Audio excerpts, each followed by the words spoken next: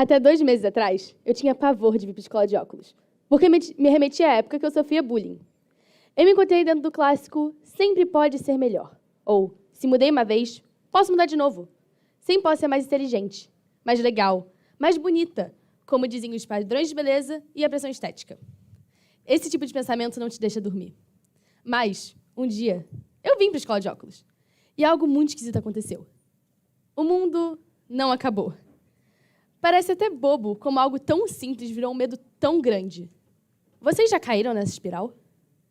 Por que eu deixei isso acontecer? A beleza é uma fortíssima ferramenta de poder. Por exemplo, a brasileira Lohane Mavromatis trabalhava numa loja de roupas no exterior. E quando recebeu o cargo de fazer as admissões de emprego, junto recebeu uma regra muito simples. Contrate sempre os mais bonitos. Dessa forma, pouco importava quem tinha o melhor currículo, mais experiências, e sim quem tinha o sorriso mais brilhante e o rosto mais simétrico. Nessa loja, os trabalhadores eram separados entre modelos e empacotadores. Modelos eram chamados que trabalhavam na linha de frente da loja, vendendo. Os empacotadores no fundo. E o que vocês acham que diferenciava um modelo de um empacotador? As aparências, como sempre. Mas Lohane se prometeu que, quando virasse gerente, mudaria essa política estética. E assim fez, passando a contratar sempre os mais capacitados. E diz que as vendas estouraram, além de ter formado uma família. Pode parecer muito incomum esse exemplo. Isso não acontece hoje em dia, mas isso está errado. E isso é notável quando muitas crianças sofrem bullying durante a adolescência ou infância, entre os 11 e 12 anos, como, por exemplo, foi o meu caso. Mas não se enganem, o bullying não é uma fase da vida, e sim um conjunto de ações terríveis que corrompem a autoestima do indivíduo. E é daí que vem o desejo inicial de mudar quem você é, para se distanciar cada vez mais de quem um dia você foi. E essa necessidade por mudança gera enorme busca por aprovação em diversos meios da sua vida, como, por exemplo, no meio social. Ao ser tratado diferente, logo vem uma sensação viciante. Uau! As pessoas me notam. Pessoas que não se importavam comigo, de repente querem estar próximas. Elas querem me conhecer. E dessa forma também, é muito fácil cair sobre a famosa, e que já foi muito ouvida, peer pressure, ou pressão dos colegas, que funciona como efeito manada. Fazemos coisas com as quais não concordamos simplesmente para obter a aprovação do grupo. E você pode pensar, isso não acontece comigo. Mas quantas vezes você não fez alguma coisa só porque seu amigo ia? Ou quem dizia ser seu amigo? Nunca se sabe. Acadêmico. Nos prendemos tanto ao físico e ao concreto que notas e números em uma folha de papel parecem a única forma de provar nossa inteligência.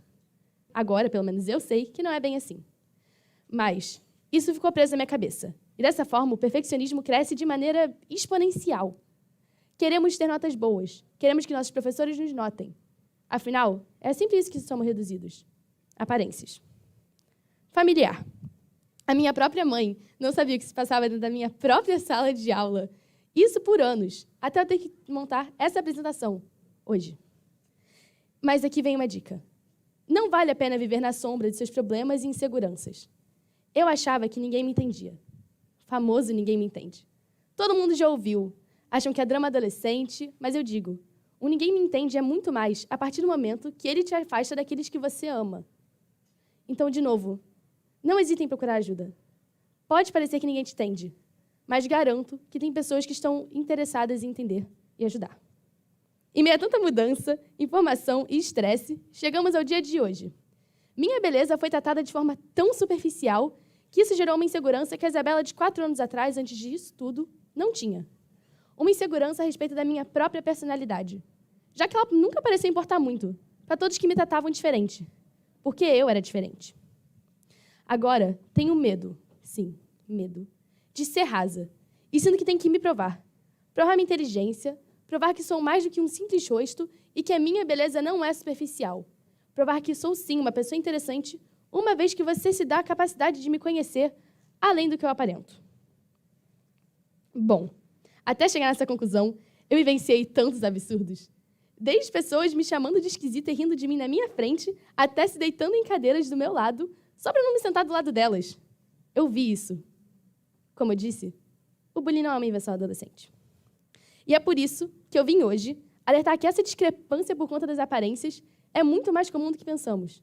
E, às vezes, fazemos até mesmo sem notar. Mas quem sofre com a forma com que a beleza é tratada superficialmente fica marcada para sempre, com traços como ansiedade, até mesmo depressão, distúrbios alimentares e dificuldades cognitivas.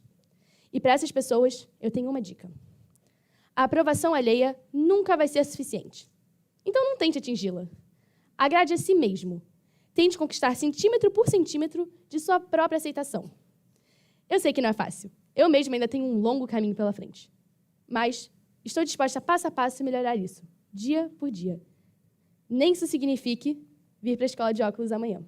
Muito obrigada.